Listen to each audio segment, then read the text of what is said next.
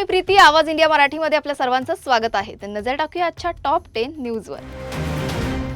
महाराष्ट्राचे उपमुख्यमंत्री एकनाथ शिंदे हे 2 दिवसांच्या विशेष दिल्ली दौऱ्यावर आहेत.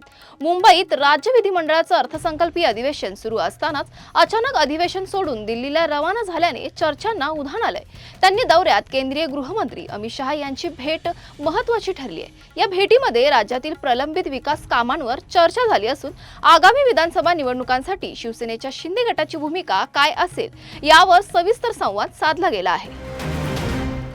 शिवसेना ठाकरे गटाचे खासदार संजय राऊत यांनी राज्य सरकारवर जोरदार टीका केली आहे. त्यांनी सरकारला प्रश्न केलाय की गॅससाठी रांगा लागलेला फोटो AI ने बनवले आहेत का? राऊत यांच्या मते मुंबईतील 40% रेस्टॉरंट बंद आहेत. शाळांमध्ये कॅटरिंगसाठी LPG मिळत नाही आणि वडापाव आणि इतर फूड स्टॉल्सच्या 50% गाड्या बंद आहेत असा आरोप संजय राऊत यांनी केला आहे. महाराष्ट्र राज्य परिवहन महामंडळ अंतर्गत 17,742 ड्रायव्हर, कंडक्टर आणि कर्मचाऱ्यांची कंत्राटी भरती केली जाणार आहे. महामंडळाच्या ताफ्यात नव्याने समाविष्ट होणाऱ्या 8,300 बसेससाठी ही भरती केली जाईल.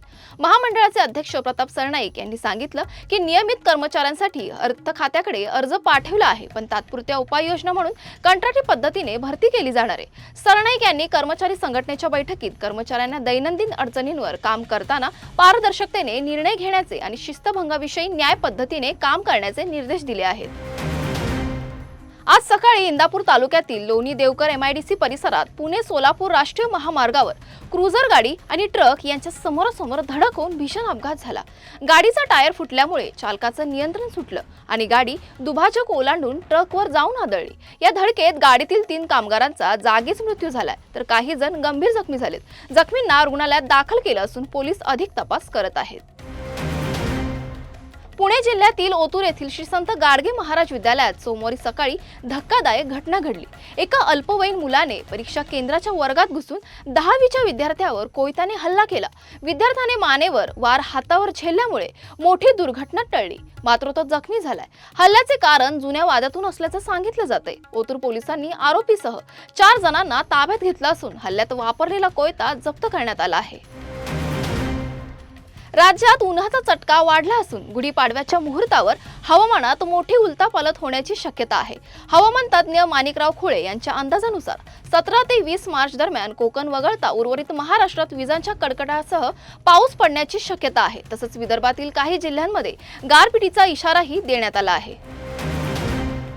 डोनाल्ड ट्रम्प यांना इराणसोबतच्या संघर्षात मदतीसाठी नाटो देशाकडून साथ मिळाली नाही. हॉर्मुझची समुद्रधुनी सुरक्षित करण्यासाठी युद्धनौका पाठवण्याची विनंती केली होती, परंतु कोणत्याही देशाने मदत केली नाही. यामुळे ट्रम्प संतापले असून आम्हाला कोणाची गरज नाही, आम्ही सर्वात शक्तिशाली राष्ट्र आहोत असं ते म्हणाले. त्यांनी नाटोवरही टीका केली आहे. मित्र राष्ट्रांनी मदत केली नाही तर याचं भविष्य अंधकारमय असेल. पाकिस्तानने अफगाणिस्तानच्या काबूलवर एअर स्ट्राईक केला आहे, ज्यामध्ये 400हून अधिक लोक मृत्युमुखी पडले असून 250हून अधिक जखमी झालेत. पाकिस्तानी हवाई दलाने रुग्णालय आणि रहिवासी भागांना लक्ष्य केलंय. पाकिस्तानने या हल्ल्यात दहशतवादी स्थळांवरच हल्ला केल्याचा दावा केला असून अफगाणिस्तानच्या आरोपांना खोटं असल्याचं सांगितलंय. बचाव कार्य सुरू असून जखमींना सुरक्षित स्थळी हलवण्याचं आणि मृतदेह बाहेर काढण्याचे प्रयत्न युद्धपातळीवर सुरू आहेत. IPL 2026च्या पर्वाची सुरुवात 28 मार्चला होणार असून या पर्वातील पहिली मॅच RCB आणि सनरायझर्स हैदराबाद यांच्यात होणार आहे. परंतु सनरायझर्स हैदराबादला सुरुवातीच्या काही सामन्यांसाठी नवा कर्णधार निवडावा लागणार आहे, कारण त्यांच्या नियमित कर्णधार पॅट कमिन्स काही सामन्यांमध्ये दुखापतीमुळे खेळू शकणार नाही. त्यामुळे सनरायझर्स हैदराबादकडून अभिषेक शर्मा कर्णधार म्हणून मैदानात उतरू शकतो. मात्र याबाबत सनरायझर्स हैदराबादकडून अद्याप कोणतीही अधिकृत घोषणा करण्यात आली नाहीये. वाघ्या मुरळीच्या पारंपरिक लोकसंस्कृतीवर आधारित फुला या चित्रपटाचा टीजर नुकताच लॉन्च करण्यात आलाय. अभिनेता सुबोध भावे यांच्या धीरगंभीर आवाजाच्या सहकार्याने टीजरने लक्ष वेधून घेतलंय.